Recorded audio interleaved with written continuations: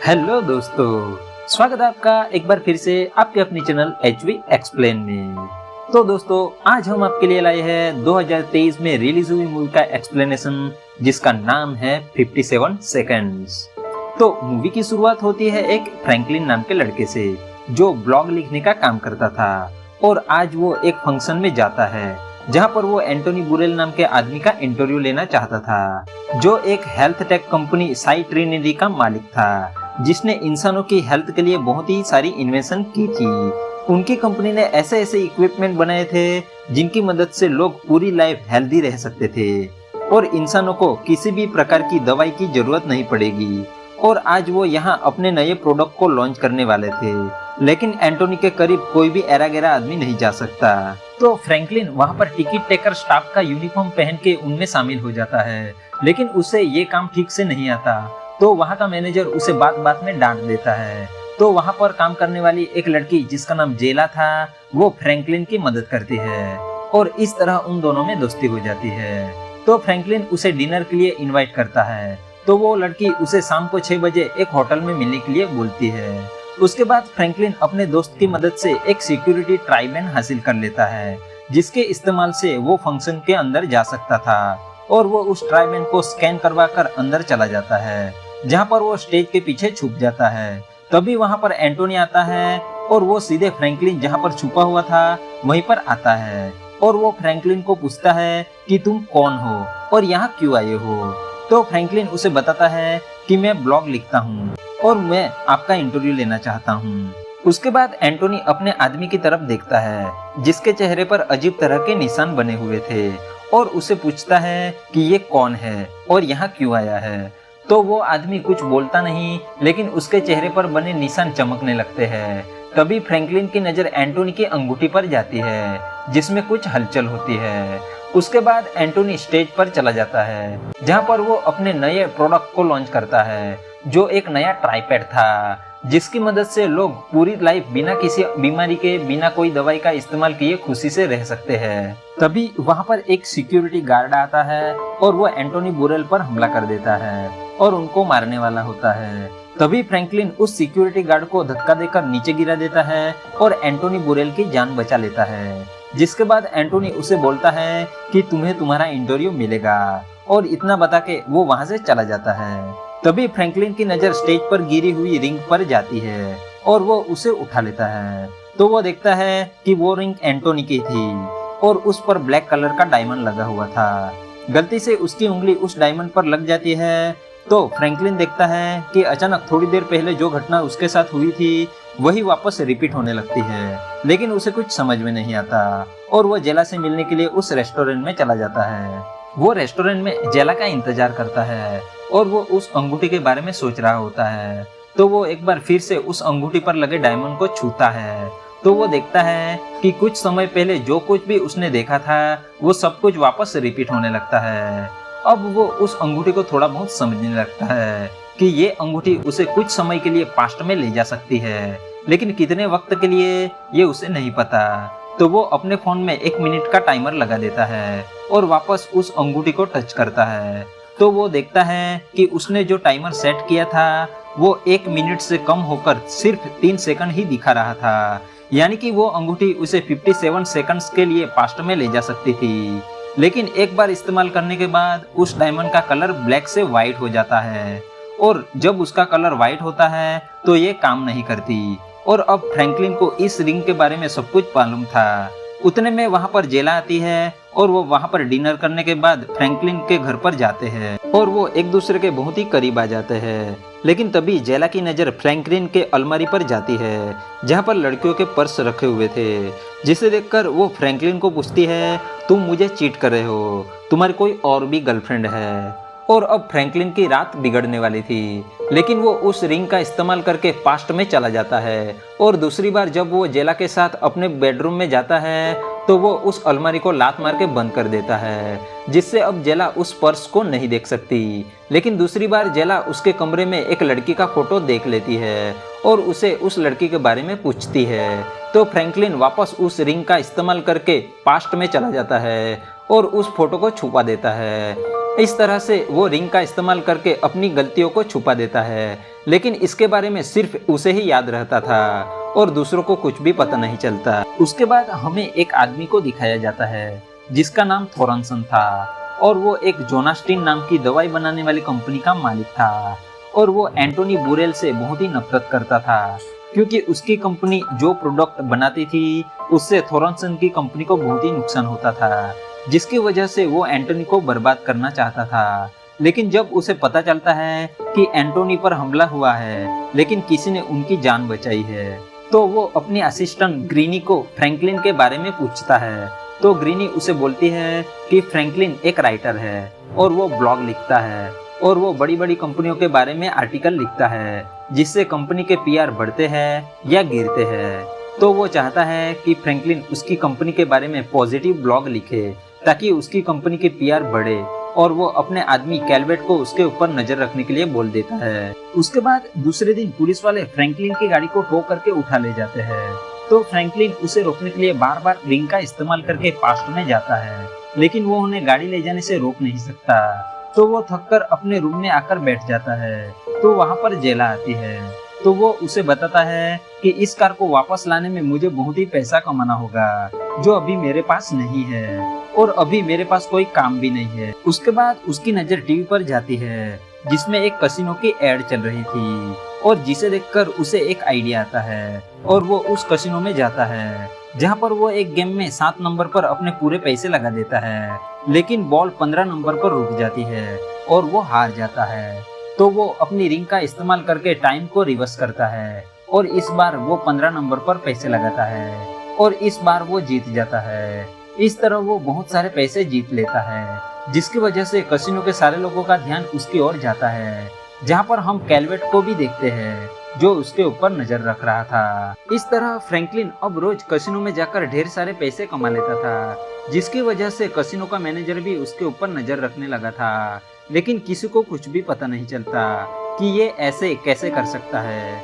और अब उसने नई कार भी खरीद ली थी और अब वो बड़े अपार्टमेंट में रहने के लिए शिफ्ट हो जाता है और ऐशो आराम की जिंदगी जीने लगता है। एक दिन वो पैसे लेकर कसिनो से बाहर निकलता है तो उस पर कसिनो का मैनेजर हमला कर देता है। तो वो वापस रिंग का इस्तेमाल करता है, लेकिन बार बार वो पकड़ा जाता है और वो फ्रैंकलिन को बार बार मारते हैं और उसे बोलते हैं कि तुम चीटिंग कर रहे हो, कसिनो से कोई भी इतने पैसे नहीं जीत सकता।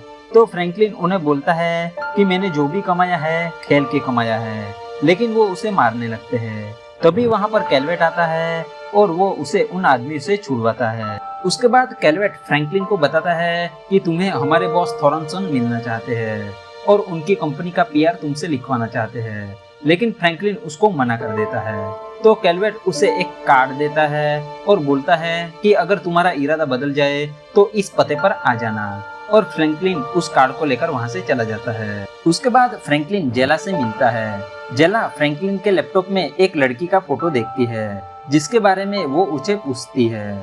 तो फ्रैंकलिन उसे बताता है कि ये मेरी बहन है जो कुछ साल पहले मर चुकी है, जिसे जोनास्टीन कंपनी की दवाई की लत लग गई थी और मैंने उसे ये आदत छुड़वाने के लिए बहुत कोशिश की और उसे ठीक करने के लिए मैंने अपना सारा पैसा लगा दिया, लेकिन मैं उसे बचा नहीं पाया, जिसके कारण वो ऐसा किसी और के साथ ना हो, इसलिए ऐसी जहरीली दवाई बनाने वाली कंपनी के खिलाफ ब्लॉग्स लिखता है। लेकिन वो उनसे बचने के लिए अपना एक झूठा नाम यूज करता है जिससे वो उनसे बच सके।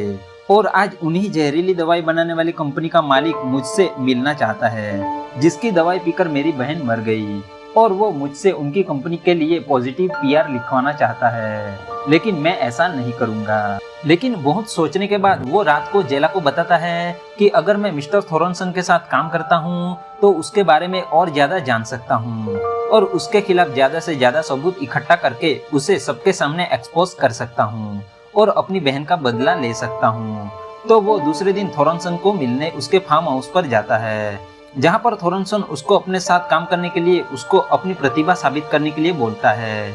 दरअसल कैलवेट ने फ्रैंकलिन के बारे में थॉरनसन को बहुत ही अच्छी बातें बताई थी, जैसे कि वो समय से पहले इंसानों को पहचान लेता है, और फ्रैंकलिन भी थॉरनसन को बताता है कि मैं होने वाली चीजों को पहले से ही देख लेता हूँ, लेकिन उन सबको ये मजाक लगता है। तो थोरनसन उसके सामने एक शर्त रखता है जिसमें वो फ्रैंकलिन को बताता है कि अगर मैं सीटी बजाऊं तो क्या होगा, अगर तुम ये बता पाए तो मैं तुम्हें हर एक आर्टिकल के $1,00,000 दूंगा, और अगर तुम इसमें फेल हुए तो मैं कैलवेट को नौकरी से निकाल दूंगा क्योंकि उसने तुम्हारी झूठी तारीफ की थी, और तुम्हें आधे रेट में मेरे लिए ब्लॉग्स लिखने होंगे।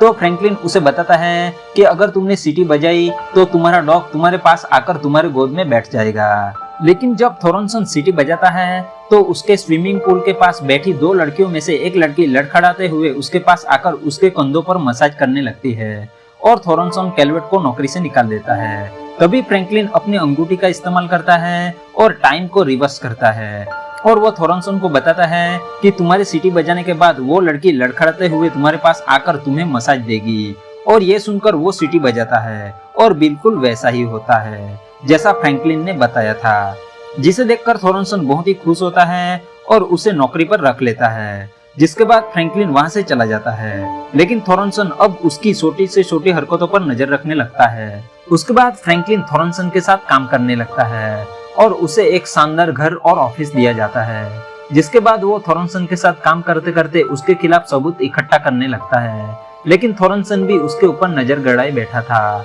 और उसकी सटीक ऑब्जर्वेशन पावर का राज जानने के लिए वो उसको हमेशा अपने साथ और अपनी नजरों के सामने रखता है। उन्हें लगता है कि उसके पास एंटोनी बुरेल की कंपनी का ट्राइडेंट था जिसकी वजह से वो ये सब कर सकता है, लेकिन वो श्योर नहीं होते।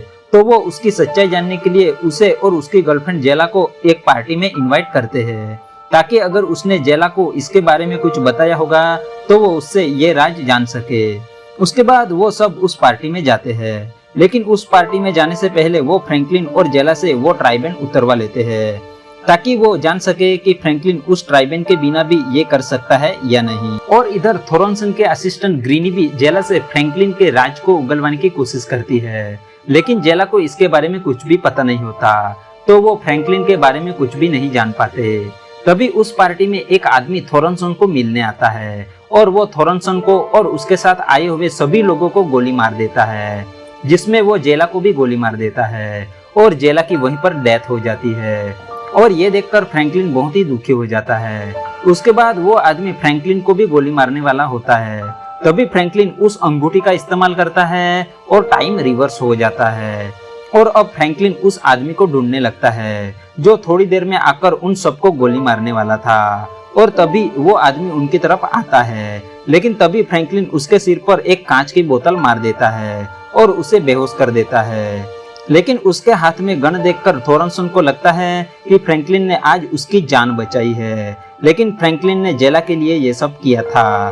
और अब थोरनसन फ्रैंकलिन से बहुत ही खुश होता है और उसे अपना खास आदमी बना लेता है, और वो उसे एक बार में ले जाता है जहाँ पर थोरनसन फ्रैंकलिन का शुक्रिया अदा करने के लिए उसे एक फरारी कार गिफ्ट करता है और उसके लिए एक ड्रिंक ऑर्डर करता है जिसमें वो कुछ मिला देता है, जिसे पीकर फ्रैंकलिन को कुछ होश नहीं रहता और थोरनसन उसे एक कमरे में ले जाता है जहाँ पर कुछ बिकिनी पहनी हुई लड़कियों के साथ उसे छोड़ देता है और उसकी उन लड़कियों के साथ वीडियो बना लेता है। और जब फ्रैंकलिन को होश आता है तो वो जल्दी से अपने घर जाता है, जहाँ पर जेला उसे बोलती है कि तुम काम में इतने बिजी हो गए हो कि तुम अब मुझे इग्नोर करने लगे हो, और अगर तुम थोरनसन से अपनी बहन का बदला लेना चाहते थे तो तुमने उसकी जान क्यों बचाई। तुम्हें अब उसके पैसों से प्यार हो गया है। और इस बात को लेकर इन दोनों में बहस हो जाती है, और बहस इतनी बढ़ जाती है कि जेला फ्रैंकलिन पर हाथ उठा देती है, जिसकी वजह से वो दोनों स्विमिंग पूल में गिर जाते हैं। जिस दौरान जेला का हाथ फ्रैंकलिन की अंगूठी पर पड़ता है और टाइम 57 सेकंड्स के लिए रिवर्स हो जाता है, जिसकी वजह से अब उसे भी अंगूठी के बारे में पता चल जाता है और फ्रैंकलिन भी उसको इसकी सच्चाई बता देता है। तो जेला उसे पूछती है कि क्या तुमने उसको मुझ पर इस्तेमाल किया है और कितनी बार। तो फ्रैंकलिन उसे सब कुछ बता देता है, और जिस वजह से जेला उसे छोड़कर चली जाती है, क्योंकि उसे लगता है कि ये सब कुछ उस अंगूठी की देन है और ये उसने धोखे से हासिल किया है। और अब फ्रैंकलिन को बहुत ही गुस्सा आता है और वो बंदूक लेकर थोरनसन के ऑफिस में जाता है और ग्रीनी के पास रखे एक सेफ लॉकर का कोड ग्रीनी को पूछता है, जिसमें थोरनसन के सारे डॉक्यूमेंट रखे हुए थे, जिसमें थोरनसन के सारे काले कारनामे कैद थे। लेकिन ग्रीनी चिल्लाकर कैलवर्ट को बुला लेती है, तो फ्रैंकलिन अंगूठी की मदद से टाइम रिवर्स करके उसे फिर से पूछता है और ये बार बार कोई ना कोई हंगामा खड़ा कर देती है। तो फ्रैंकलिन अब बहुत ही गुस्से हो जाता है और अब वो उसको बंदूक की नोक पर उस लॉकर का पासवर्ड पता कर लेता है और पासवर्ड जानने के बाद वो टाइम को रिवर्स कर लेता है और ग्रीनी के ऑफिस से जाने के बाद वो उस लॉकर को खोलता है और उस लॉकर में से एक बॉक्स निकलता है जिसमें कुछ फोटोग्राफ्स और सीडीज वगैरह डॉक्यूमेंट्स थे जो फ्रैंकलिन लेकर चला जाता है। उसके बाद वो उन डॉक्यूमेंट और सबूतों के आधार पर थोरनसन के खिलाफ एक ब्लॉग लिखता है और ये सारी चीजें वो अपने दोस्त को फॉरवर्ड कर देता है जो एक हैकर था और उसे बताता है कि इस वीडियो और डॉक्यूमेंट को तुम कल जो बहुत बड़ा बास्केटबॉल का मैच होने वाला है वहां पर जो बड़ी स्क्रीन रहती है उसमें इस वीडियो को चला देना ताकि इस लाइव मैच में थोरनसन के काले कारनामे सबके सामने आए और जिसकी वजह से ये बात पूरे देश में फैल जाए और उसकी जहरीली दवाई बनाने का धंधा चौपट हो जाए और उसको इसकी सजा मिले। उसके बाद वो जेला को वॉइस मैसेज भेजता है कि वो ये शहर छोड़ के जा रहा है। इधर हम देखते हैं कि बास्केटबॉल की गेम स्टार्ट होने जा रही थी और ये गेम देखने के लिए एंटोनी बुरेल भी आया हुआ था और तभी स्टेडियम में रखी बड़ी बड़ी स्क्रीन पर फ्रैंकलिन का बनाया ब्लॉग्स वीडियो दिखने लगता है जिसमें उसने थोरनसन के गैर कानूनी धंधे की सारी सच्चाई लोगों के सामने रख दी थी और अब फ्रैंकलिन ये सब करने के बाद शहर छोड़ के भागने वाला था। तभी थोरनसन के आदमी उसे बेहोश करके किडनैप कर लेते हैं और वो जेला को भी किडनैप कर लेते हैं और उन दोनों को लेकर वो अपने प्राइवेट जेट से भागने वाले थे। तभी जेला उस रिंग को टच करके टाइम को रिवर्स करती है लेकिन उतना टाइम उनके लिए काफी नहीं था और जिससे कुछ भी फर्क नहीं पड़ता। तो जेला उन आदमियों से किसी तरह बचकर भाग जाती है लेकिन फ्रैंकलिन ऐसा नहीं कर पाता। वो लोग उसे लेकर प्लेन टेक ऑफ कर लेते हैं। तभी वहां पर पुलिस आ जाती है और वो उस प्लेन पर गोली चलाने लगती है जिसकी वजह से प्लेन का एक इंजन काम करना बंद कर देता है और प्लेन नीचे गिरने लगता है। तभी थोरनसन की उंगली फ्रैंकलिन के अंगूठी पर पड़ती है और टाइम 57 सेकंड्स के लिए रिवर्स हो जाता है और अब थोरनसन को भी इस अंगूठी की सच्चाई पता चल जाती है लेकिन अब इसका कोई भी फायदा नहीं होता क्योंकि वो लोग अंगूठी का इस्तेमाल करने के बाद भी सिर्फ 57 सेकंड्स के लिए ही पीछे जा सकते थे और वो लोग बहुत ही ज्यादा समय गवा चुके थे और उनका प्लान क्रैश हो जाता है। लेकिन उस हादसे में फ्रैंकलिन की जान बच जाती है। तभी वहां पर एंटोनी बुरेल अपने साथी के साथ वहां पर आता है और वो उस रिंग की सच्चाई बताता है कि हमें पहले से ही मालूम था कि ये रिंग तुम्हारे पास है और मेरा ये आदमी रिंग के साथ जुड़ा हुआ है और रिंग की सारी हरकतें इसे मालूम होती है लेकिन हम इस रिंग को टेस्ट करना चाहते थे इसलिए हमने तुम्हें इस रिंग को यूज करने दिया ताकि हम पता लगा सके कि तुम्हारे फैसलों पर यह टेक्नोलॉजी कैसे वर्क करता है और मेरी असली खोज टाइम ट्रैवल ही है और मुझे एक ऐसा आदमी चाहिए था जो इस टेक्नोलॉजी को दुनिया की बेहतरी के लिए आगे ले जाने में मेरी मदद करे। तो क्या तुम मेरे साथ काम करना चाहोगे? तो फ्रैंकलिन उसे मना कर देता है और वो उसे बताता है कि हम चाहे कितनी भी कोशिश कर ले लेकिन चीजों को पूरी तरह से ठीक नहीं कर सकते और चाहे कुछ सेकंड के लिए ही क्यों नहीं लेकिन हमें टाइम के साथ छेड़छाड़ नहीं करनी चाहिए क्योंकि ऐसा करते करते आज मैं मौत के मुंह में जाते जाते बचा हूँ। और इतना बोल के वो उस अंगूठी को तोड़ देता है और ये मूवी यहीं पर खत्म हो जाती है।